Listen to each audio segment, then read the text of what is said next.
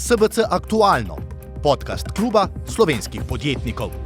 Lepo pozdravljeni v novem aktualnem SBC-evem podcastu, v katerem bomo danes govorili o temi, ki morda zdaj dober teden dni razburja slovensko javnost, ampak bodimo iskreni, o tem se pogovarjamo zdaj že kar nekaj časa. In sicer, če začnemo morda od konca, ali bomo šli na referendum, kjer bomo se državljani odločali o tem oziroma izrazili svoje mnenje, ali je prav, da prispevamo več za NATO. No, potem pa smo kar naenkrat iz tega vprašanja prišli celo še na bolj zanimivo vprašanje, bom tako rekel, ali je čas, da iz NATO kar izstopimo oziroma ali v njem ostanemo. Ampak ker politiko zdaj poslušamo teden dni in še ni povsem jasno, kako se bodo govorili in kakšne interese imajo, je prav, da sploh v tem studiu govorimo še o drugih vidikih, in sicer o pravnem, obrambnem in finančnem. Zato imam danes v studiu 3 goste z teh 3 različnih področij, kjer bomo lahko razvili dobro debato in predvsem dali nekaj vsebinskih odgovorov na teme, ki zdaj znova razdvajajo našo državo. Z nami je docentka dr. Jelena Juvan z fakultete FDV oziroma z obramboslovja. Dober dan, lepo Dober zdrav. dan. Ja, te nazivi me včasih malce nagajajo. Profesor dr. Miro Cerar, dekan pravne fakultete in lepo zdrav. Dober dan. Tudi nekdanji predsednik vlade, tako da bo to zagotovo kar nekaj uvida tudi v ta del, in pa redni profesor dr. Bogomir Komač in lepo zdrav. Ja, hvala lepa vsem trem, da ste se tako hitro odzvali. Saj smo se malce prej pogovarjali, kje začeti, pa morda bi res začel kar z vami, gospod Cerar. Vi ste imeli zadnji stik, če lahko temu tako rečem, s predsednikom vlade, Robertom Golobom. Ustavne pravnike je povabil na posvet, morda prepozno, o tem ne bom sodil, boste vi povedali, ampak o čem ste govorili in predvsem, kje smo zdaj? Ali se nam obeta referendum posvetovalni o tem, ali bomo povišali izdatke za NATO, ali smo res tudi pred referendumom, kjer bomo odločali, ali imamo NATO dovolj, ali bomo vztrajali v njem in posledično seveda tudi plačali toliko, kot so se dogovorili? Najprej naj rečem, da so seveda vsa ta vprašanja legitimna v demokraciji in da prostor za razpravo mora biti odprt, da pa je bilo res prehitro preuranjeno to, da se je kar na vrat na nos razpisal referendum, posvetovalni o teh stroških, ker izkazalo se predvsem tudi to, da je bil razpisan na neroden način, referendumsko vprašanje ni jasno, pojavljajo se tudi nekatera druga vprašanja. Predvsem pa je v tako pomembnih zadevah verjetno smiselno opraviti neko strukturirano razpravo, še preden se gre na referendum, da ni potem vse stvar politične kampanje, še posebej v predvolilnem času. No, včeraj nas je predsednik vlade sklical dejansko nekaj strokovnjakov za ustavno pravo in nas zelo, bi rekel, resno poslušal. Jaz mislim, da smo mu dali vse potrebne informacije o tem, kaj je pravno dopustno, kaj je pravno možno. In pogovor je bil zelo konstruktiven. Opozorili smo ga, kot sem rekel, tu smo bili enotni, da je referendumsko vprašanje zavajajoče, kajti dopušča odgovor, ki je lahko dvoumen. Kajti nekdo, ki se ne bo recimo strinjal z referendumskim vprašanjem, si lahko v mislih predstavlja, da bi želel več nameniti za NATO ali manj. Tako da na koncu ne bomo vedeli točno, kaj je populacija, ki je bila denimo proti vprašanju, mislila, in seveda so tu še druga vprašanja, ki jih ne bi tukaj načenjal. O tistem drugem referendumu, ki ga je nekoliko, bi rekel, impulzivno, morda tudi čustveno predsednik vlade napovedal, o članstvu NATO nasploh, pa smo seveda tudi spregovorili, povedali, kje so neki pravni okviri, vendar imam občutek, da ta referendum ne bo aktualen, seveda je odvisno od predsednika vlade in stranke Svoboda, pa vendar dobil sem občutek, da se je zdaj treba osredotočiti najprej na tega razpisanega in preučiti možnosti, ali je mogoče torej vprašanje ustrezno popraviti ali morebiti celo odstopiti od tega referenduma. Podoben primer smo že imeli. To je bil odstop od že razpisanega referenduma o jedrski elektrarni 2, torej blok 2, kar seveda vse skupaj kaže na zaletavost politike, na nepremišljenost, v tistem primeru celo za neko protipravno ravnanje, v tem primeru vsaj zato, da nam umanjka neke modrosti politične, ko gre za tako pomembne teme, kot je obrambna zveza NATO. Namreč, kot sem rekel, o tem se je treba pogovarjati, tukaj moramo slišati državljane, tudi če je treba civilno družbo, strokovnjake, ampak seveda na nek organiziran način, ne pa na ta, ki očitno kaže na neke predvolilne strankarske interese. Saj bova še veliko govorila, ampak morda samo okrog tega vprašanja, pod vprašanje, kako pa bi se moralo glasiti, torej referendumsko vprašanje, da bi vsi razumeli. No, predvsem tako, da bi zelo natančno povedali, ali ste za to, da se te stroški povečajo na največ recimo toliko v določenem obdobju, morda še kakšno dodatno informacijo treba dati. Predvsem pa je zelo pomembno, če do tega referenduma pride, da se volivca res temeljito in pravočasno informira o vseh teh dejstvih, o katerih bomo tudi danes govorili, ki zadeva naše članstvo v NATO. Namreč članstvo v NATO ni samo neka obrambna zveza, ima svoje politične konsekvence, ekonomske konsekvence, bi rekel tudi socialne. Nenazadnje so članice NATO večinoma članice tudi Evropske unije, se pravi, gre tudi za neko paralelno partnerstvo in tako naprej. In seveda tudi varnostno gledano, o tem govorili zagotovo, to niso tako enostavna vprašanja. Ljudje mislijo, mi smo kar varni, ne. Morda nekaj na to temo tudi sam kasneje povem, ampak ne vem, zdaj predolgo vodoma. Ja, zdaj pa morda vprašanje, ki ga bom postavil, pa se boste sami prepoznali. Rekli ste, da bi bilo jasno strukturirano vprašanje, ampak saj nismo dobili niti jasnih odgovorov, kaj smo se oziroma so se dogovorili in kaj so obljubili. Če poslušamo, kaj še ni bil dogovor, na vrhu NATO, je to 5% do leta 2035. To je bil tudi odgovor njihove PR službe na vprašanje, kje smo zdaj mi Slovenci, razen Španije. Če smo poslušali doma, smo sprejeli to resolucijo, mi nismo niti pri 2%, tukaj imamo zdaj v igri 3%, če prav razumem. Kdo torej ve, kje smo, ko gre za ta denar, se pravi to, kar moramo plačati NATO? Lahko jaz? Lahko? Ja, zdaj, če izhajamo iz resolucije, ki je bila sprejeta na vrhu NATO, je resolucija jasna in tudi dovolj kratka, verjetno tudi s tem namenom, da ne dopušča nekih večjih interpretacij.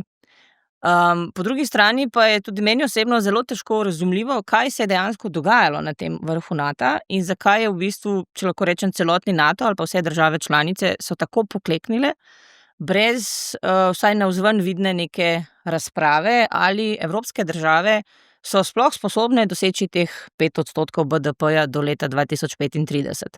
Tudi stališča Španije oziroma španskega predsednika vlade nekaj dni pred tem so nakazovala neko drugačno stališče, vendar stališča Španije je potrebno razumeti iz perspektive notranjih političnih dogajanj v Španiji. Tako da jaz si to razlagam, da se je dogajalo v ozadju nekaj, kar pač mi kot javnost nismo s tem seznanjeni, in da dejansko predsedniki vlad niso imeli neke izbire. Novi generalni sekretar Zveze NATO je resnično za moje pojme preveč radikalen v določenih stališčih, predvsem v odnosu do Združenih držav Amerike. Ne izraža neke pretirane zmernosti. Morda pa so vsi to sprejeli z neko figo v žepu, saj 2035 je še daleč. Zanašamo se na 2029, ko naj bi izvedli nek premislek, ponovni premislek o teh odstotkih. Morda se vsi zanašajo na to, da čez 4 leta bo nekdo drug ameriški predsednik. Predvsem iz te časovne distance pa je 10 let resnično zelo dolga doba, in se mi zdi, da težko danes v bistvu sprejemamo neke odločitve za nekaj, kar se bo zgodilo čez 10 let. Jaz sem se v zadnjih dneh veliko ukvarjala z temi odstotki BDP-ja, predvsem na pobudo nekaterih novinarjev, in primerjala v bistvu odstotke BDP-ja držav članic NATO, drugih držav, nevtralnih držav. Pri tem pa je res potrebno vedeti, da določeni odstotki pač niso direktno primerljivi. NATO ima svojo metodologijo izračunanja obrambnih izdatkov, medtem ko Švico, ki jo tako radi omenjamo zadnje dni, in pa Avstrija imajo drugo metodologijo. Torej, iz tega vidika to, kar Švica uradno namenja za obrambo, ne more biti direktno primerljivo s tem, kar namenjajo države članice NATO. Naprimer, razlika je že v vojaških pokojninah. V Sloveniji vojaške pokojnine sodijo proračunsko postavko SPIZ-a, kajti pač enkrat, ko si upokojen, nisi vojaški upokojenec, ampak si civilni upokojenec. Ne? NATO-va metodologija te pokojnine vojaškega osebja vključuje v svoje obrambne izdatke, Švica jih ne. Res pa, da to so neke malenkosti in to ne pomeni, da če Švica uradno razglasi 0,7 BDP-ja, da potem neuradno je 5, ne? Gre za +1, +2, +3. Čeprav jaz sem govorila s švicarskimi kolegi, oni trdijo, da njihov odstotek BDP je 1,5. Avstrija je tudi sprejela neko zavezo, da bo do leta 2030 prišla do 2%. Ne? Potem, če pogledamo druge države, evropske države, lahko ugotovimo, da je teh 5% nedosegljivih. Ni nekih indicov, torej seveda izjema so baltske države, ki se počutijo resnično ogrožene strani Rusije. Poljska se v zadnjih letih približuje tem 5%, mislim, da je zdaj na 4,7. No, pa Nemci so včeraj napovedali, da bodo imeli največjo evropsko vojsko in 3,5 do leta 2028-2029. Ja, ampak to je še daleč od 500. Država, ki največ namenja za obrambo, je Ukrajina, ki ima 40% BDP za obrambo, ampak to je popolnoma razumljivo glede na vojno stanje. Izrael ima 8%, no. Tako da tudi druge evropske države teh 5% ne bodo dosegle, tako da je res, se jaz tudi sprašujem, zakaj so to podprle. Zdaj pa finance. Fiskalni svet je sporočil, da imamo 800 milijonov primanjkljaja, ne, v letošnjem letu, mislim, da je to 750 več kot lani v tem obdobju ali nekaj takšnega. Hkrati, ne, zdaj iščemo pot do teh 2% obljubljenih, prej ste se pogovarjali, da smo to 10 let nazaj obljubili NATO, mi smo tam na okrog 1,4, 1,5, nekaj podobnega, me boste popravili. A je to, o čemer se zdaj pogovarjamo, ne, o teh milijardah, nekaj, kar je tudi reči, dobro, zamahnimo z roko, leto 2035 je še daleč, zato sploh ni treba zares razmišljati, ali bi bilo prav, da se o teh številkah resno pogovorimo, kako jih doseči, ali je to sploh mogoče za Slovenijo? No, zagotovo so te številke, če jih gledamo z fiskalnega vidika in če to cepimo na tako socialno državo, torej tisto, kar je nekako krasilo Evropo v vseh teh 60-70 letih, nekaj, kar je navzkrižje. Pomeni, mi tako visokih izdatkov brez neke zelo resne fiskalne prerazdelitve ne moremo seveda vzdrževati. Kar preprosto pomeni, da lahko to vrstno plačevanje ali financiranje višjih izdatkov načeloma vršimo skozi 2 oziroma 3 vzvode. Prvi je nesporno zadolževanje in to je tisto, na kar pravzaprav vsi nekako računajo. Potem drugi vzvod so višji davki, kar se zdi seveda absolutno v nekih težavnejših ekonomskih razmerah problematično, in tretji, zelo posredno za roki, seveda višja inflacija, ki je tudi ekonomsko zelo problematična. Tako da nimamo nekega zelo resnega pokritja in zanimivo je to, da ko se sprejemajo to vrstne odločitve, se o takšnih finančnih okvirih nikoli ne razpravlja, se pravi, nikoli se ne optimira vojsko glede na finančne možnosti, ampak obratno. Optimiramo torej nek vojaški ustroj skozi neke ali zunanje, recimo nevarnosti ali kakršnekoli druga tveganja, skušamo pravzaprav slediti nekim tehnološkim, notranjim, organizacijskim vzvodom, ki so povezani seveda z vojaškimi formacijami, in potem na koncu izstavimo račun. Če bi gledali nekoliko drugače, naj si vodi državo ali podjetje, seveda ona ima najprej nek proračun, se pravi neka sredstva, in znotraj tega seveda potem optimirate, ne, tisto, kar je seveda sprejemljivo. Tako da je seveda tisto, kar se je zgodilo v okviru tega zadnjega haaškega srečanja, nekaj, kar je bilo na eni strani pričakovano, skratka, doseči brez kakršnih koli velikih razprav, zlasti v danem trenutku, ko imate psihozo, pravzaprav, ko Zahod ponovno najde skupnega sovražnika, ne, in ta je seveda v tem primeru tradicionalen 100-letni, to je Rusija, ko prihaja pravzaprav v, lahko rekli, nekem dolgoročnem, mi v ekonomiji poznamo tako dolgoročne politično-vojaške cikle. In ti cikli se trenutno iztekajo. Pomeni v obdobju 2010-2030 naj bi po teorijah, ki so stare, da smo se razumeli, nekaj desetletij ali celo stoletij, imeli pravzaprav novo veliko vojno.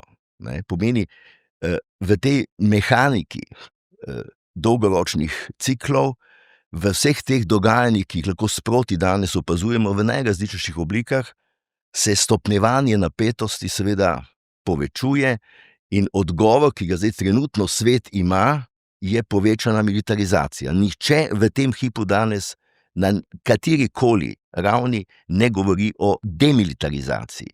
Kajti to, kar danes počnemo, to, kar ima in bo imelo ekonomske, socialne in politične konsekvence, bo pravzaprav nekaj, kar se nam bo zgodilo res v naslednjih 10 letih. In ta 2035 je dejansko čas, kjer smo si ga na nek način kupili.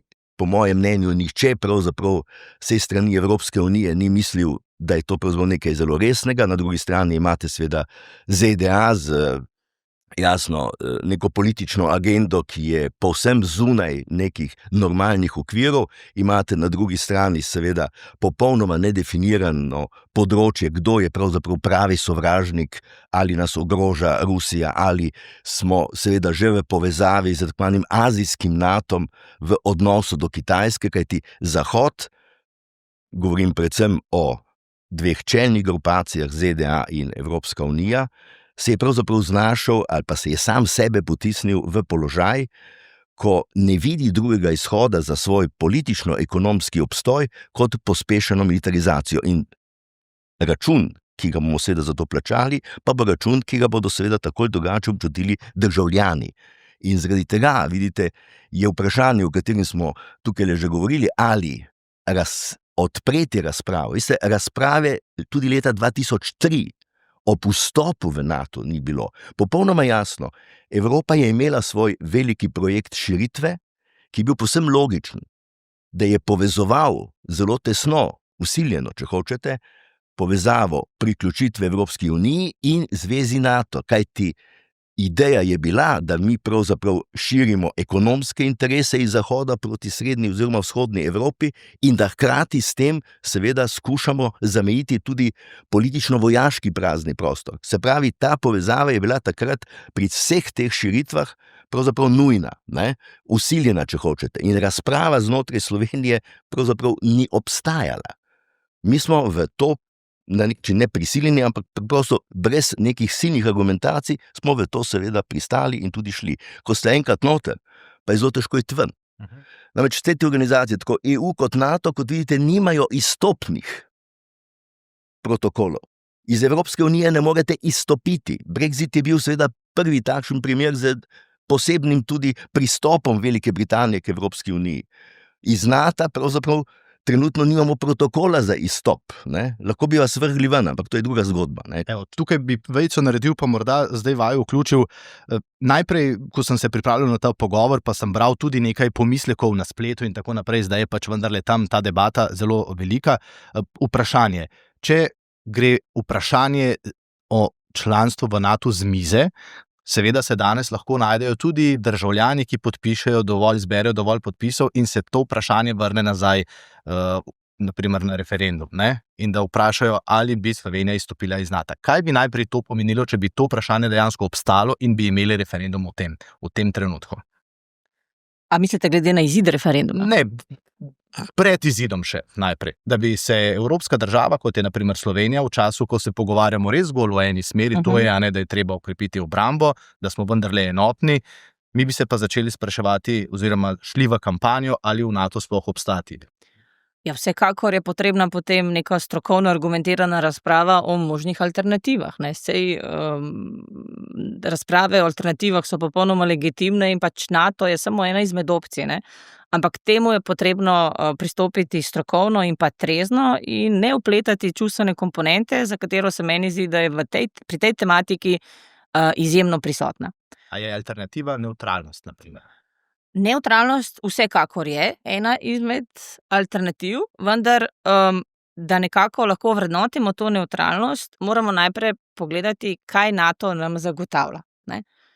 NATO ne gre zgolj za te obrambne izdatke, ampak najbolj očiten, dajmo reči, varovalo je varovanje našega zračnega prostora. Torej, slovenski zračni prostor varujejo letalske sile oziroma zračne sile držav članic NATO. Trenutno so to Italija ali pač Madžarska, seveda zaradi geografske bližine, v sklopu NATO-ve misije Air Policing. Torej, ko izstopimo iz NATO, to izgubimo, ne? In se moramo vprašati, kako bomo varovali lastni zračni prostor, ne? Jaz pač upam, da vsi ti, ki nasprotujejo članstvu v NATO, razmišljajo tudi o tem. Varovanje zračnega prostora je pač ključna sestavina naše nacionalne suverenosti in če mi naše suverenosti nismo sposobni braniti, potem tudi nimamo lastne države. Torej, varovanje zračnega prostora poteka preko vojaških letal oziroma z vojaškimi letali, to so lovska letala, izvidniška letala, torej to bi pomenilo nabavo teh letal, to so izjemno dragi oborožitveni sistemi, poleg tega potrebovali bi tudi sisteme zračne obrambe srednjega in dolgega obsega. Trenutno govorimo o nakupu 2 ali 3 sistemov IRIS, kjer gre za sisteme srednjega dosega, se mi zdi. Torej, ne bi govorili o 2 ali 3, ne, ta 2 ali 3 so ravno dovolj, da nudijo zaščito, na primer jedrske elektrarne ali pač določenih ključnih točk v prestolnici, ne, ampak to ni obramba celotnega nacionalnega ozemlja oziroma varovanje zračnega prostora. Poleg tega, kot del zavezništva imamo tudi satelitske obveščevalne podatke Zveze NATO. Torej, Slovenija bi morala razviti ali lastno satelitsko obveščevalno strukturo, kar je seveda izjemno drago, ali pa bi morali te podatke pridobivati bodisi z nekimi bilateralnimi dogovori, kar pomeni, da smo spet odvisni od nekoga, ali pa bi kupovali pri komercialnih ponudnikih, ne. Kdo je komercialni ponudnik, ki danes lahko zagotavlja, to je pač Starlink oziroma Elon Musk, za katerega pa mislim, da vsi dobro vemo, kako zelo nepredvidljiv je. Potem Slovenija bi morala okrepiti rezervne sile, ne. Kako okrepimo rezervne sile? Z vpeljavo obvezne rezerve. Torej, vrnemo se k nekim tem načinom popolnjevanja, ki pač vodijo seveda oziroma pomenijo splošno vojaško obveznost oziroma naborništvo. To pa je nekaj, kar ni sprejemljivo oziroma tega si pa v bistvu ne želimo, ne. Torej, gre tudi za druge komponente. Potem Slovenija oziroma Slovenska vojska je izjemno šibka na področju topništva in artilerije, torej to je nekaj, kar smo popolnoma opustili z vstopom v Zvezo NATO, torej govorim predvsem o bojnih tankih in pa nekih teh oklepnih vozilih. Torej, to bi v bistvu potem morali razvijati. Predvsem pa je ključno to, da ne bi imeli več zaveznic v bistvu v tem svetu. Jaz bi rekla, da je kar ponorel, ne. Če imamo predsednika Združenih držav Amerike, ki, kot smo včeraj izvedeli, je na enem izmed dogodkov predsedniku Putinu napovedal, da bo zbombardiral Moskvo, če oni nadaljujejo z vojno v Ukrajini, ali pa celo, da bo zbombardiral Peking, če Kitajska napade Tajvan. Jaz druge besede, kot da je to ponorel svet, niti ne najdem, ne. Morda podvprašanje, pa boste seveda odgovorili na vse to, kar smo slišali, ampak včasih si nevtralnost predstavljamo, da ne rabimo vseh teh stvari, ki jih je zdaj naštevala obramboslovka, ne. Čemu bi imeli zdaj obrambne sile pa zračni prostor? Saj smo vendarle nevtralni, kdo nas bo pa napadal malo Slovenijo, Rusi že ne, če mi razglasimo nevtralnost. Ja, bom kar probal nadaljevati pa dopolniti, ne. Torej, tudi Avstrija je nevtralna, ne, Švica je nevtralna. Tukaj je tako. Tako Evropska unija kot NATO sta tudi združbi politični skupnosti. Nista idealni, pa vendar ne. Sloveniji omogočata, da smo znotraj Evrope bolj varni tudi v naši suverenosti. Namreč pogledajte, Evropa zgodovinsko, dokler ni bila Evropska unija, bila stalno v vojnah, stalno so bile ozemeljske zahteve, bitke za ozemlje, 2 svetovni vojni smo pravzaprav zakuhali v Evropi, deloma v Japonskem, ampak ta naša civilizirana Evropa je lahko jutri zelo necivilizirana spet. In zdaj to, da imamo Evropsko unijo, ki ima skupni pravni red, ki velja za vse in kjer se moramo spodobno obnašati, tudi močnejši proti šibkejšim, in podobno NATO, kjer je Hrvaška v NATO, Italija in seveda tudi Madžarska, to pomeni dodatno varnost za Slovenijo, politično tudi. Namreč mi smo zavezniki, kot je bilo rečeno. Seveda ni nikoli vse predvidljivo, lahko se spremeni, pa vendar v taki konstelaciji je možnost, da bi šla ena država proti drugi veliko manjša, kot če mi izstopimo in smo spet sami. In mi vemo, da v zgodovini je bilo naše ozemlje teh drugih držav okoli nas, ker ta spomin ni zamrl, ne, imajo na Madžarskem zemljevide od Prekmurja, Italiji se še dobro spomnijo. V Avstriji bilo himno, njihovo? kjer Hočem spet reči, govori o naši A veste, to je malo naivno misliti, ne, da smo mi zdaj kar naenkrat za vse ozemeljsko zadevo zaključili. Absolutno zračna obramba. Poglejte naše morske sile vojaške. Če mi ne bi bili v Evropski uniji s Hrvaško, kako bi mi reševali arbitražni spor?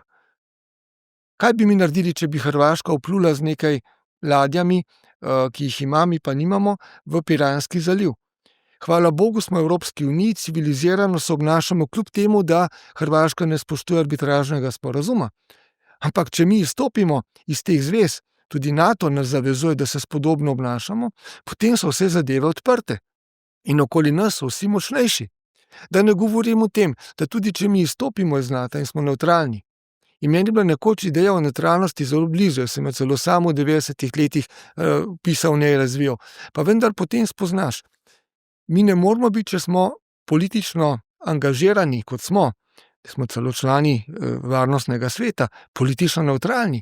Mi sprejemamo stališča v zvezi z Gazo, v zvezi z vojno v Ukrajini, v zvezi s Kitajsko, Indijo, ZDA, Rusijo. V tem primeru si vedno nakopljaš tudi nasprotovane, če ne rečem sovražnike. In zdaj misli, da mi pred Rusijo smo varni, če bi se Rusija odločila za nek širši poseg vizavi Evropi, ali pa kakšno drugo državo, ki ima domet raket ali avionov, da prije tudi Evropo, je zelo vprašljivo. Mi lahko izstopimo iz NATO, ampak če smo politično na strani Evropske unije za Ukrajino proti recimo Rusiji, to pomeni, da če pride do spopada, mi nismo varni pred reakcijo neke večje države. Torej, hočem reči, to so zadeve, ki bi bilo treba resno prediskutirati in se zavedati, da nevtralnost ni tako zelo enostavna stvar. Nisi nikoli čisto nevtralen, vedno nekam pripadaš. No, in zato recimo se jaz zavzemam za NATO, nazadnje tudi kot premier sem se drugače bi moral takrat zavzeti neko drugo stališče. Se pa strinjam, da seveda je tukaj ogromno čustev, tukaj je ogromno stvari nedorečenih, nepremišljenih in morda je zdaj čas, da neko razpravo opravimo, pa ne na način preko referenduma. Referendum sledi na koncu, če je potrebno. In to sem želel povedati, da skratka premalo poglobljeno, strokovno in verjetno preveč emocionalno, v nekih dnevnih se lotevamo tega, pa še nekaj bi samo dodal. ZDA, seveda, to je nekaj, kar nas zdaj odbija. ZDA je pravzaprav na poti v diktaturo, morda celo v notranji državljanski spopad, če mene vprašate, in ni nam všeč, kar se dogaja. Tudi to, kar se dogaja v Gazi, to je pravzaprav v veliki meri so krivda tudi ZDA in tako naprej. Ampak tudi druge evropske države, poglejte, kaj se dogaja s Severno Afriko, pa smo zdaj z njimi v Evropski uniji izvedeli. Torej, tukaj je treba le malce ločiti to, da nobena država ni idealni partner. Mi tudi trgujemo z Rusijo, trgujemo z Ukrajino, trgujemo s Kitajci, z vsemi, ki so nam lahko potencialno v nekem momentu tudi hudi konkurenti na raznih področjih. In zato je to tako kompleksna zadeva, da ne moramo reševati tako z nekim enostranskim principielnim nastopom, moramo biti principielni, ampak upoštevati kompleksnost. Tako da to. Ja, jaz sem samo želela dodati, da pa če veliko govor o nevtralnosti. Avstrija je članica Evropske unije, to ni nevtralnost v najbolj tistem osnovnem pomenu besede. Avstrija je članica partnerstva za mir zveze NATO. Torej, to ni polnopravno članstvo, ampak je neka oblika sodelovanja z zavezništvom, to, kar je bila tudi Slovenija, preden je postala polnopravna članica zveze NATO. Torej, ta avstrijska nevtralnost je pač seveda zapisana v ustavo, ampak je nekoliko deklarativna in tudi v Avstriji imajo vsake toliko časa debate, razprave o tem, ali so sploh še nevtralni. Avstrija je svoje vojake pošiljala in pošilja v različne operacije, torej mirovne ali pa za vzpostavitev miru pod okriljem OZN, pod okriljem NATO, tudi sedaj Evropske unije, na različna krizna območja sveta. Torej, to ni nevtralnost. Zdaj bi samo, se mi zdi, da se veliko tudi pač v slovenski javnosti govori o odstotkih. In v bistvu napaka je bila storjena, da se je takoj govorilo o odstotkih, tudi ko smo sprejemali resolucijo o dolgoročnem opremljanju torej do leta 2040, se je govorilo o odstotkih. Torej ni se govorilo o tem, oziroma da se, dajmo reči, vrže na papir, kaj mi potrebujemo, da se to ovrednoti, Ampak koliko bomo dali? ampak koliko bomo dali in potem sedaj ali je to dovolj ali je morda celo preveč, ne? Ker mi sledimo ciljem zmogljivosti, to, kar smo se zavezali že leta 2014, torej te 2 srednje bataljonski skupini, ki jih še vedno nismo uresničili, sedaj smo v fazi, oziroma naj bi bili v fazi nakupa drugih kolesnikov 8x8, ki naj bi bili dobavljivi v roku 4 let, ne. Torej, ali je teh 2%, ki sedaj naj bi jih dosegli, ker, kot je finančni minister rekel, so določene postavke proračuna prevrednotili in dali v obrambne izdatke, no, torej kar naenkrat smo na 2%. Skratka, teh 2% naj bi bilo dovolj za te zmogljivosti, morda 3%, več ali sploh potrebujemo. Torej, razprava je šla iz napačne smeri in bi morala začeti od spodaj, ne. Tudi sedaj, ko govorimo o možnih alternativah, bi bilo potrebno preračunati, koliko te alternative stanejo. In tega ni bilo, ja. Sej Tega zato ni sem bilo. to prvo stvar otvoril, najprej seveda, ali je to sploh realno, potem pa takoj nevtralnost, ker takoj to slišimo, ne, češ pa izstopimo iz Nata, pa nam nihče ni povedal, ne koliko stane, da smo notri, ne koliko, da bi šli ven. Morda tukaj skok znova na ta ekonomski del, ali to, kar zdaj slišimo, ta 2%, neko kreativno računovodstvo, ker smo jih kar naenkrat, mislim, da 400 milijonov hitro našli, spet pozabljamo, da bo treba teh 400 milijonov vsako leto najti do 2%, potem pa smo tukaj še do 3. In morda še ena taka zanimiva stvar. Ves čas govorimo o proračunu. Pri NATO govorimo pa 5% od BDP-ja. Tukaj so pa številke popolnoma drugačne, razumevanje navadnih državljanov, tudi mene, ne, pa vedno, 5%, to bomo pa že dali. Ni res, ko to preračunamo v proračun, govorimo skoraj o 20%. To je pa, kot da bi imeli vojni proračun. Skoraj, ne? No, seveda. Zdaj, najprej recimo samo nekaj, da se vrnemo mogoče na dosedanje debate. Avstrijski primer nevtralnosti je seveda stvar druge svetovne vojne in državne pogodbe, s katerim so v bistvu štiri zaveznice garantirale in reševale, če hočete, Avstrijo. Ne. Kot veste, je demilitarizacija Nemčije, ne, po drugi svetovni vojni bila eden izmed temeljnih razlogov, ne, tako vojaške zasedbe, če tako rečemo, ZDA, ki je tam seveda imela velike in ohranila tudi vse velike baze.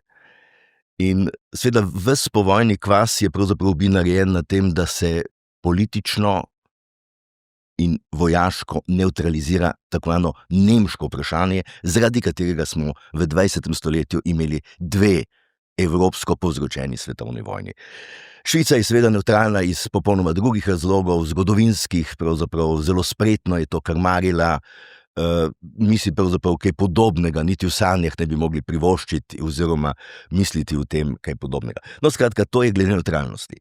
Se pravi, to, kar je v bistvu Slovenija kot del druge Jugoslavije izkusila z nekim političnim projektom, je bila neuvrščenost. Pomeni, da se ne uvrščate v noben blok, ampak delate 3. Ne? In neuvrščenost je bil 3. blok, ki je, ko je postal seveda politično na nek način problematičen za zlasti ZDA, so ga seveda potem v okviru tako dolžniške krize v 80. letih jasno povsem razbili in tudi sicer se je zgodba potem na nek način izpela. No, to govori preprosto o tem, da so ti vzroki za to, kaj narediti in kakšen status dati Sloveniji, seveda ob morebitnem izstopu in to primerjati z določenimi državami, z določenimi grupacijami, seveda iz trte zviti, kajti mi vendarle moramo biti realni, kje in na kakšen način smo prišli do samostojnosti oziroma kje smo bili in kaj pravzaprav so sploh ponujajo. Druga napaka, ki je tudi, moram reči, malce akademsko obarvana, pa je ta, da ko razmišljamo o takvani alternativi z vojaškega vidika, se moramo zavedati, da smo mi mala država.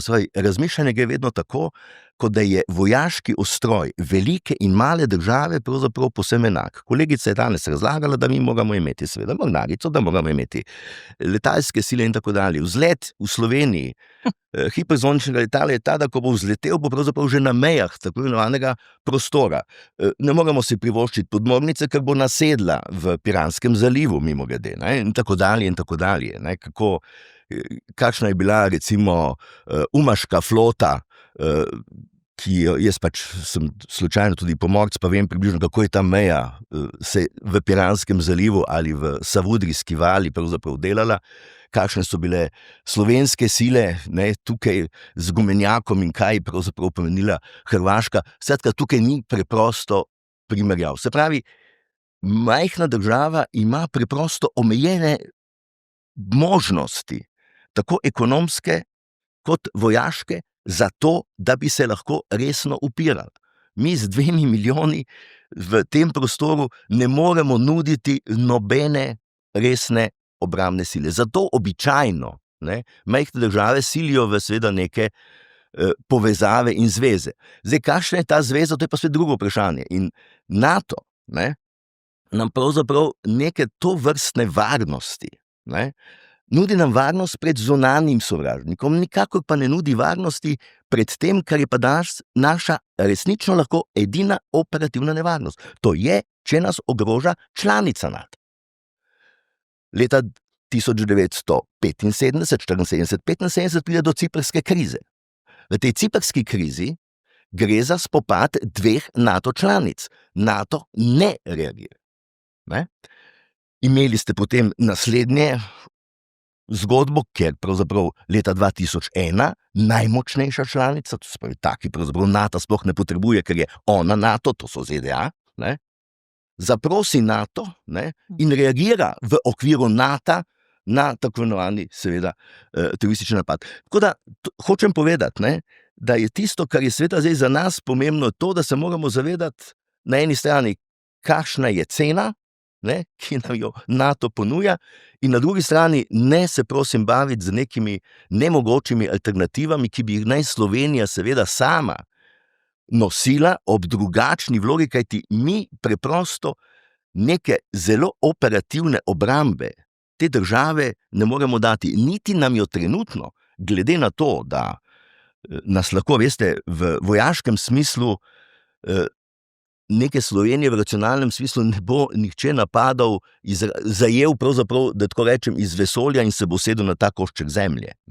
Ampak gre vedno za kopenske premike. Vojne so tisočletja pravzaprav kopenske in pomorske vojne, ampak vedno gre za osvajanje prostora. Tudi vidite, da je ta vojna, ki danes imamo, naj si bodi od Gaze do Ukrajine, to so osvajanje prostora. In osvajanje prostora pomeni, da je treba seveda priti jasno skozi te sosede. In te sosede so trenutno pravzaprav tiste, ki so del NATO. Pomeni, Evropska unija nam trenutno daje varnost, dokler nam jo daje, dokler je Evropska unija seveda še združba, ki obstaja. Če bi Evropska unija razpadla, smo seveda jasno tukaj, se pravim, takrat bomo pravzaprav se malce vprašali, kaj se je dogajalo v 20. stoletju z zaslombo pravzaprav Slovenije v okviru prve pa druge svetovne vojne, prve in druge Jugoslavije. Se pravi, izstop nas je seveda na eni strani osvobodil, na drugi strani nas je naredil ranljive. In te tenzije Italije, tudi Avstrije, če hočete, pa seveda Madžarske, najbolj eksplicitno, so seveda tiste, ki Slovenijo ogrožajo. Varnostno nam tem hipu to garancijo daje bolj ali manj Evropska unija. NATO nam jo neposredno pravzaprav ne daje, posredno da, ampak NATO je združba, ki nam pravzaprav postavlja zgolj neko obrambo pred tako imenovanim zunanjim sovražnikom Evropske unije ali Zahoda. Hkrati pa nas povezuje, to pa se je treba zavedati, z celo vrsto tveganj. Kajti NATO je pravzaprav nekaj, kar deluje danes v interesu velikih sil. NATO je bilo pravzaprav v zadnjih 25 letih instrumentalizirano v okviru ameriških politično-vojaških intervencij. In to je tisto, kar je tveganje za tako majhne, ne samo za Slovenijo, tudi za nekatere druge članice, ker na nek način postajamo pravzaprav del te relativno nevarne združbe. To ni obrambna zveza, veste. To je postala v zadnjih 25-30 letih napadalna zveza. Tukaj zdaj skočimo na to drugo stran. Kot predsednik vlade ste se pogovarjali tudi s temi velikani, če tako rečemo. Bili ste ob predsednikih vlad Evropske unije, pa tudi tam, kjer je bil NATO, pa boste odgovorili še na to, kar je že kolega zdaj povedal na tej strani, ampak a ste se kdaj počutili, da so te majhne države res zgolj majhne države, ki igrajo po pravilih velikih? No, majhne države, realno gledano, ne, so majhne države, seveda, ampak ko sediš za mizo, je tvoj glas enako praven, bom rekel, z glasovi drugih. Tako da moraš biti v razpravo pritegnen, moraš na koncu, bi rekel, dati svoj glas, imaš možnost povedati, kar želiš. In jaz moram reči, ne, da včasih je bilo to zelo koristno, recimo, in tudi smo se upali marsikaj povedati. Se spomnim, ko je bila recimo neka seja, mislim, da smo se v ZDA dobili na NATO srečanju. Ni bilo tisto letno, bilo je neko intervencijsko zaradi ISIS-a in tako naprej, teh zadev na Bližnjem vzhodu.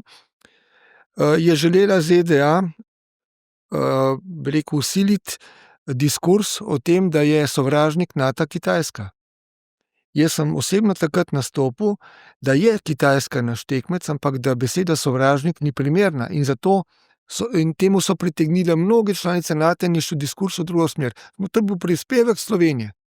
Prav spomnim se, ker smo se o tem zelo veliko pogovarjali, zakaj bomo dražili velikana in ga delali še sovražnika, ker tukaj ima profesor Kovač prav, ne. Nekatere članice NATO, predvsem ZDA, ne, delujejo, bi rekel, kot hegemon, ne, torej imajo to svojo politiko, ki potem včasih se vse to prenese na NATO, čeprav NATO ni v osnovi napadalna zveza, ne. Če je ZDA napadla kakšno državo, tu ni bil vedno NATO zraven. Se je pa zgodila kakšna intervencija, ampak če pogledamo Irak, to je šlo pod okriljem OZN, ne, to ni šlo za NATO intervencijo. Afganistan je bil recimo primer, kjer smo, mislim, da sodelovali.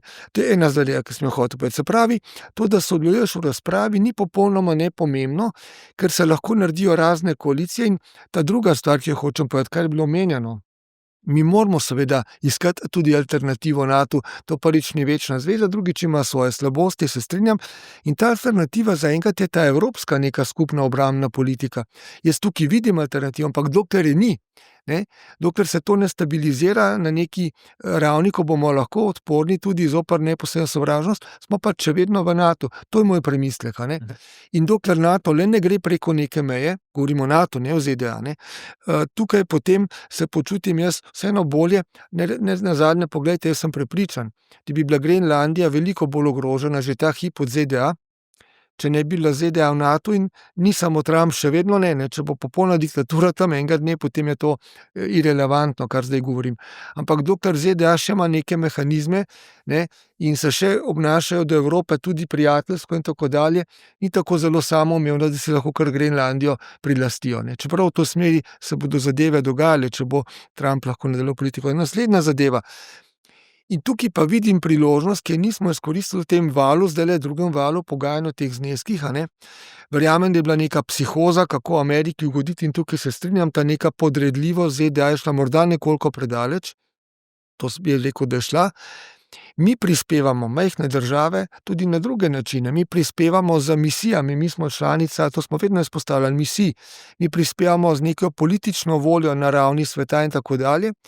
In še nekaj, ne, zelo krivično je, na to smo že opozarjali, in tukaj je bilo treba na to opozoriti zdaj, v teh pogajanjih, samo je šlo očitno mimo, ni bilo verjetno politično možno, da velike države ta procent BDP-ja, ki ga dajo, kompenzirajo s tem, da imajo vojaško industrijo. Mi je nimamo. Ne? Če neka velika Francija, ne vem, Nemčija zdaj, ne, bo seveda povečala, pa tudi lahko na 5%, ampak ona bo toliko, to bo kolega Kovač mogoče me dopolnil, ona bo toliko oborožitve sama proizvajala, da bo tukaj imela več plusa kot minusa, ne. Mi pa nimamo takšne industrije, niti ne možnosti, in tukaj bi bilo treba dvigati glas, ne, da bi države, ki smo tukaj le bistveno različne, se upoštevale nekoliko drugače pri teh procentih. Zdaj ta priložnost tukaj se očitno je zamudila, ali ni bila realno možna, ne vem kaj, ampak škoda, ker to bi bilo treba tudi komunicirati ves čas, ne. Tega niti naši ljudje verjetno ne vejo, ne? Ker se nima ljudje časa s tem ukvarjati. Tako da res gre za zahtevne in zelo povezane zadeve in samo še to, ne. Iran-Izrael spopad kaže, da ni vedno možno računati, da bo samo ozemeljska invazija, ne. Vidimo, da imamo tukaj obstreljevanje z raketami. A veste, če se tam nekdo dve državi stran, ne, saj Rusija je samo dve državi stran, pa ne mislim zdaj nujno na Rusijo, ampak odloči poslati nekaj raket na evropske prestolnice in zajame pač vse, bomo tudi mi morali se braniti pred temi raketami. In če se ne bomo sami mogli, bo takrat kolektivna obramba primerna. Bi pa samo to rekel, no, da ne bom, ko govorimo ravno stalno o Rusiji. Ta hip smo tam, kjer smo. Jaz mislim, da je situacija takšna, da smo res v nekem napetem odnosu, ki ga ne moremo na kratko razrešiti, ampak dolgoročno, ne. Govorim 10 let naprej, karkoli. Rusija je nas sosed, ne. Mi smo ista celina, mi bomo morali zelo najti nek način sobivanja, ki bo miren, ki bo konstruktiven in tako naprej, ne. Tako to ne more biti večno sovraštvo, čeprav zgodovina kaže, da je veliko tega bilo, ampak k temu bi morali težiti, ker tle se bodo pojavljale druge geopolitične, geostrateške tudi povezave, ne. Spomnim se zablodelega drona, ki je priletel v Zagreb, na primer, ne, ena taka zgodba, se mi zdi, da sva takrat celo govorila v studiu Sveta na kanalu A, takrat je bila to takšna stvar, da se je bilo nepredstavljivo, da iz bojišča v Rusiji in Ukrajini nekaj prileti k našim sosedam, ampak ja, vem, da se boste vrnila še nazaj, morda samo še tudi pod vprašanje, da navežete, točno to sem še želel izpostaviti, teh 5% in potem vsi reče, v redu je, vsak vložen evro v obrambo se ti povrne, ali dejansko mi lahko tudi s kreativnim računovodstvom in tako naprej najdemo sploh dovolj projektov za ta denar, ki ga bomo torej morali dati, govorijo res o milijardah, ne, ampak ja, zdaj kar nazaj najprej, kar ste želeli. Ne, do 5% s kreativnim računovodstvom ni mogoče priti, v bistvu tudi več kot 2%, ne, ja. Zdaj, res je, da nekaj lahko se urine v tistih 51% za krepitev družbene odpornosti, ampak v osnovi vsega pa tudi ne moreš, ne. Jaz bi se samo mogoče navezala to, kar je profesor povedal. Jaz se strinjam, ne, glede naše majhnosti, ne, in te nekih kopenskih sil. Mislim, da je vsem jasno, da če v najbolj črnem scenariju, ki pač verjetno res ni realen, pride do tega, da bi Slovenija oziroma Slovenska vojska morala braniti naše nacionalno ozemlje, temu reči strani Rusije. To pomeni, da je vzhodno krilo zveze NATO padlo in to pomeni, da je pač situacija brezizhodna in da dejansko pač Evropi ne more noben pomagati, ne. Veliko preveč pa govorimo o vojaških grožnjah, ne. Danes so grožnje izjemno kompleksne, vojaške grožnje so samo ene izmed groženj, ki so pa res zaradi vojne v Ukrajini nekako spet prišle na prvo mesto, ne, ampak vse druge grožnje niso izginile. Na primer, različne dezinformacijske kampanje, ki imajo zelo močne destabilizacijske učinke v državah Evropske unije, ne. Slovenija na to ni imuna. In tudi to, kar se sedaj dogaja in verjetno vse te pobude za referendume, lahko deloma obrazložimo tudi kot posledica nekih dezinformacijskih aktivnosti z strani Rusije v tem delu Evrope, ne. To občuti v bistvu celotna družba.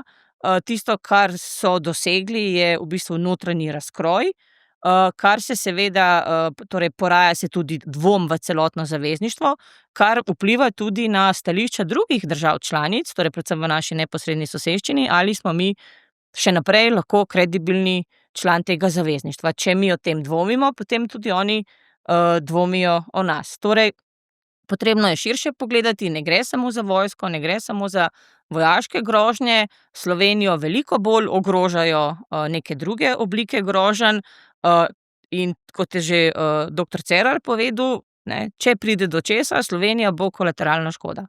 Ne, mi nismo in tudi ne bomo tarča številka 1, ampak bomo kolateralna škoda, ki se jo bo povozilo zaradi tega, ker bo cilj nekdo drug.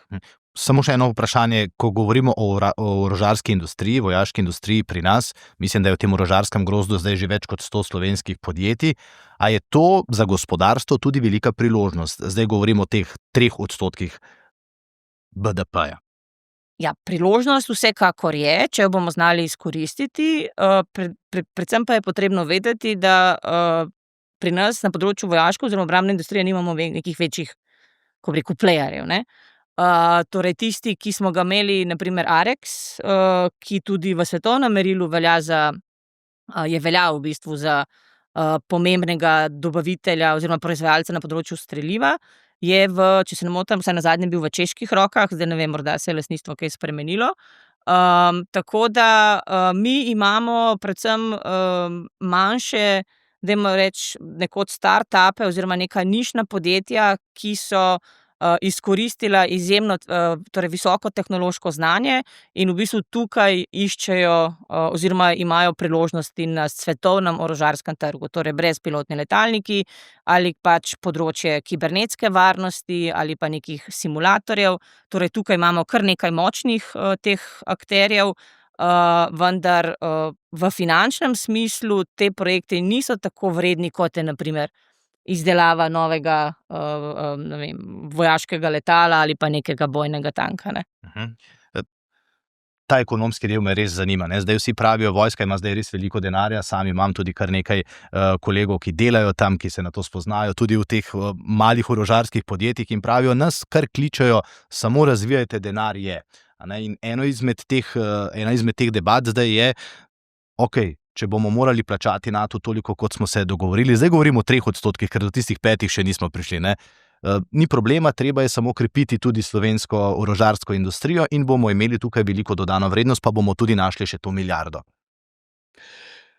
No, profesor Bebler, pri katerem je najbrž tudi kolegica delala izpite, da so imela leta 2003 kar resno takšno časopisno debato, ker tudi leta 2003 se je govorilo o tem, kako je vstop v NATO mimogrede tudi priložnost za slovensko industrijo, vojaško industrijo in tako dalje. No, zdaj po 20 letih članstva približno vidimo, da glede tega seveda ni bilo nič od tega, ne, ampak podobno kot smo vedno povezovali članstvo z tako imenovano finančno varnostjo in tako dalje, kot rečeno, Evropska unija je tista, ki običajno pokrije ta tako imenovani ščit. Tako da gledati z ekonomskega vidika, kaj bi pravzaprav orožarska industrija lahko prinesla, da prinesla bo v velikih državah, zdaj velike države pomenijo v evropskem kontekstu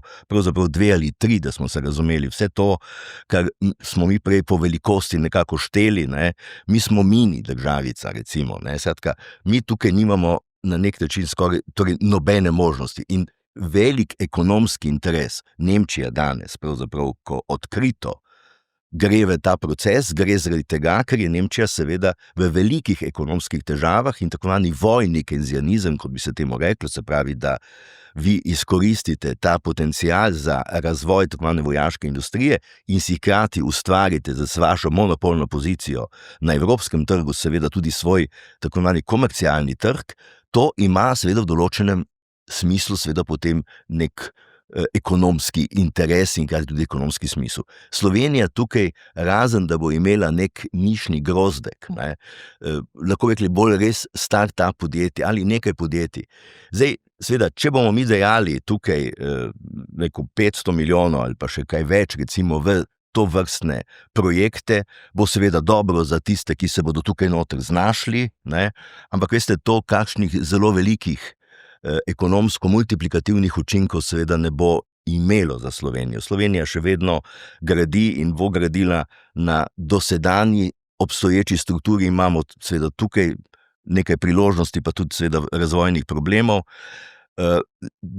To, kar pa se seveda dogaja desetletja, recimo zlasti v ZDA, ki je zgradila seveda vojaško-industrijski kompleks, ki je vlagala poleg seveda neposrednih sredstev, ne, tu je mešanje pravzaprav teh civilnih in vojaških rab, povsem premešano, vemo, kje je nastal internet, iz kakšnih razlogov in tako dalje, kje so kibernetske in tako dalje, satelitske zgodbe, to so vse vojaški proračuni in to, kar so si seveda privoščili Američani, ali pa to, kar si seveda lahko privoščijo tudi nekatere evropske države, mislim, da je v tem velikem projektu Evropske unije, ne, pravzaprav sestavni del tudi ta veliki interes močnih velikih držav, ki bodo seveda v Evropi, ki bodo skušale pravzaprav izkoristiti in prekanalizirati ta sredstva.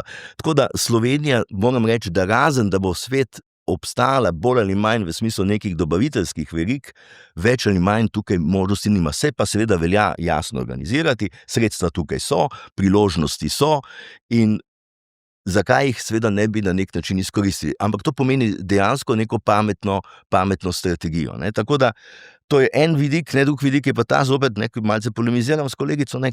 Glede na to, veste, ali je recimo Slovenija, ali če zdaj pogledamo seveda tudi to, recimo nasprotovanje NATO, ali zdaj to rezultat pravzaprav nekih informacijskih šumov, ne, ki jih dobimo, ne, ali pa je seveda rezultat tega, da se ljudje pravzaprav čutijo ogrožene skozi svojo, lahko rekli, socialno funkcijo, socialni status, ne.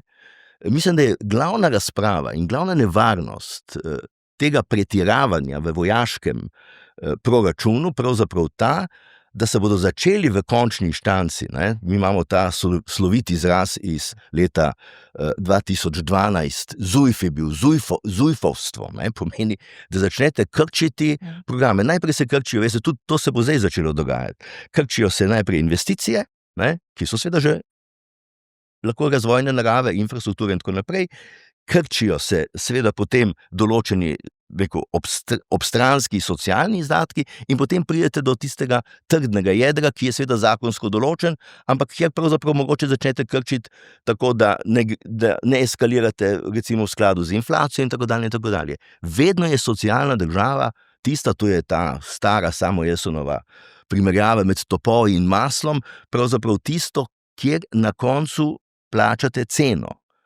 Cena je ali zvišanje davkov ali zakleščenjem pravzaprav določenega dela, seveda, izdatkov države, zlasti na socialnem področju. In to je tista morda najbolj ranljiva točka, ne, ki jo NATO pravzaprav na socialnem področju sproža. In zato velja, seveda, v političnem smislu, mi se danes nismo tukaj pogovarjali o nekem zelo realnih možnostih. Če boste danes gledali ankete, približno 2/3 Slovencev je za in približno slaba tretjina torej za ohranitev statusa v NATO in slaba tretjina torej za ven. Kar pomeni, da pravzaprav tudi referendum sam po sebi, ne, tudi če bi prišlo do recimo tega takvanega velikega referenduma, ne bi zdržal. Ampak če pa bi prišlo do referenduma, kjer bi vprašali, ali ste za povečanje sredstev v Zvezi NATO, pa nisem popolnoma prepričan, da ne bi bila številka obrnjena. Potem pa smo v zagati znova. Ne? Seveda, ampak lejte, tukaj smo se razumeli. Ja. Lejte, celotna zgodovina od leta 2014 do 2024-2025, ko je bilo tam sprožen postopek o leta 2014 pomeni rusko zavzetje Krima in takrat prva takšna močna reakcija, Evropa pravzaprav v celoti ni prispela do leta, torej v 10 letih do tega odstotka. Se pravi, mi v teoriji javne izbire imamo pravzaprav logiko tvanega prostega jezdeca, kar pomeni, ne, da pravzaprav greste do tam, kjer zmorete. Vi lahko seveda v mednarodnem delu pravzaprav podpisujete marsikaj. To je političen podpis. In tudi političen pritisk je edino, kar nas pravzaprav v tem hipu na nek način obremenjuje. Saj tu konec koncev ni nobenih resnih ekonomskih niti vojaških sankcij, ki bi vas zadele. Če vi preprosto tega ne zmorete, ker sklenete, da vas politično, socialno bolj ogroža pravzaprav tako visok odstotek vojaških izdatkov, kot pa posredna nevarnost v vojaškem smislu, potem pravzaprav ste upravičeni do tega, da imate neko svojo trajektorijo. Nihče vas v tem hipu ne sili. Zato pravim, da bi bilo najbrž pametno morda iz teh odstotkov delati manjši problem in si, zdaj, med ekonomisti, veste, je približno, ne, spravi, od 1 do 2 odstotka se zdi, da je tisti lahko nek normalen okvir. Mi vedno govorimo o nekih normalnih cenah, o normalnih finančnih zavezah in obveznostih. In to je približno nek odstotek, lahko bi rekli 1,5, pa lahko tudi 2 max, recimo, ki bi ga neka država lahko namenila. Ne? Pa že to je seveda veliko, potem pa seveda stvar, če hočete, kreativnosti, kaj vse uvrščate tukaj noter. In tukaj velja čim več tako imenovane dvojne rabe, kar pomeni, da vojsko aktivirate kot aktivni člen v civilnih rabah. Kajti v vojaško-obrambni rabi je pravzaprav tista edina cena, ki jo moramo najprej plačevati, to, da morate biti del neke formacije, in če vam formacija nalaga približno ta prispevek, ne ga morate seveda tako ali drugače spraviti skozi. Ampak kot rečeno, v 10 letih, če ne bi imeli korupcijskih afer in še marsičesa drugega, bi najbrž to lahko pospravili. Tisto, kar pa je seveda velik problem, in to vidite, da je tudi evropski problem, pa je, kje pravzaprav dobiti ljudi, ki bodo to seveda aktivirali. Hvala lepa za to zaključni del pogovora in dobro izhodišče. Prav to sem želel vprašati ob koncu. Trenutno je res to zgolj politični podpis, ki je bil dan NATO. Zdaj smo doma pri povsem drugačnih temah, kot nekdanji predsednik vlade, danes pravnik. Kje se bo tole končalo? Kako bomo tole rešili? Mislite v Sloveniji? V Sloveniji. Za NATO bomo videli. Ne? To najprej moramo pomesti pred domačim pragom. Zdaj jaz se strinjam s tem, kar je bilo ravnokar rečeno, da seveda, če povečujemo procent za vojsko, trpijo sociala in podobni, kultura in drugi takšni podsistemi. In to je vedno boleče. In nekaj čutimo vsi, nekaj čutijo posamezni deli družbe. In zato bo morala država zelo spretno krmariti med tem, da bo le povečevala do neke mere in da bo hkrati ne povečevala prehitro in preveč, kajti mi moramo vedeti, da ZDA bodo izvajali, dokler bo Trump, bodo izvajali pritisk. Zdaj, te pritiske lahko psihološki, lahko je politični, lahko ekonomski, finančni, marsikaj se da. In ob tej psihozi, ki se zdaj ustvarja v NATO nasploh, bomo težko se izognili temu, da ne povečujemo. Sem pa prepričan, da drži to, da politična zaveza se lahko malce tudi razvodeni, nazadnje ne vemo, kaj bo v nekaj letih. Svet se tako hitro spreminja. In mislim, da ta evropska alternativa postaja res zelo pomembna. Kaj bo zdaj Nemčija, Francija, Italija, te velike države, kako bomo mi razvijali te svoje obrambne sisteme, tudi koliko se bomo med sabo usklajevali. Namreč mi vemo, da je Evropa popolnoma razglašena v obrambnih sistemih držav. Nimamo kompatibilnih, bi rekel, vozil, municije in tako dalje, kar je en velik problem. Tako da bom rekel, jaz upam, in to je za mene edino upanje, da ta Evropska unija obstane, da obstane demokratična, da zadrži ta svoj socialno-demokratični model, kljub tem pritiskom z obeh koncev ali pa z vseh koncev sveta.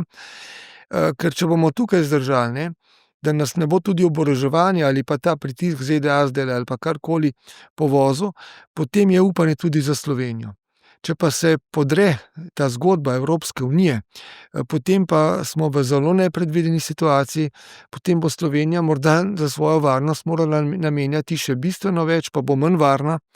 Tako da jaz verjamem v to, da moramo delati na tej demokratični Evropi s pravno državo, s to neko socialno usmeritvijo, ki nas do zdaj tudi v svetu postavlja na nek zemljevid kot nek vzor.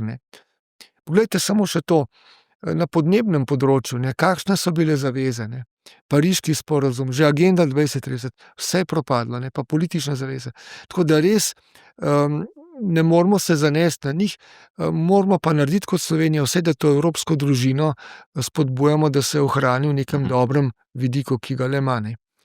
Seveda z vami bi pa takole tako končal kar. Ja, da v bistvu, kar se tiče Evropske unije, je to ena primerna, vsekakor alternativa, verjetno edina možna. Se mi zdi pa v vseh teh obrambnih izdatkih in odstotkih v zvezi z NATO-om pozabljamo na Rearm Europe, ki je bil letos predstavljen, oziroma lansko leto jesen. Torej, kar nekako mislimo, da če pa ne bo več NATO, pa znotraj Evropske unije, zaradi tega, ker Evropa mora krepiti svojo strateško avtonomijo in del strateške avtonomije je tudi varnostni vidik, pa ne bomo morali namenjati več za lastno varnost. Poleg tega strinjam se, da veliko preveč se namenja pozornosti odstotkom.